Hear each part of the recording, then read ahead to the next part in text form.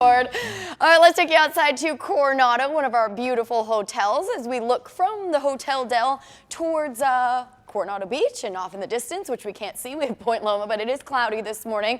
Temperatures starting off in the mid to upper 60s west of the mountains, right at 66 in Chula Vista, El Cajon, Poway, and Escondido, 70 in Julian, and our deserts are starting off right at 90 degrees. So we do have some moisture surging in, that humidity building, and if you're in the desert areas, you notice it's a lot more humid this morning. This surge of moisture will keep that slight chance for a few showers and thunderstorms near our mountains and deserts as we head through the day. And yes, there is a possibility for some activity even this morning. Thunderstorms, while dry lightning is a threat, underneath those thunderstorms, brief heavy rain as well as gusty winds will be a concern. So warm and muggy today with that chance for mountain storms. Still pretty muggy tomorrow. That monsoon flow really gets out of here by Friday as the sea breeze really strengthens in.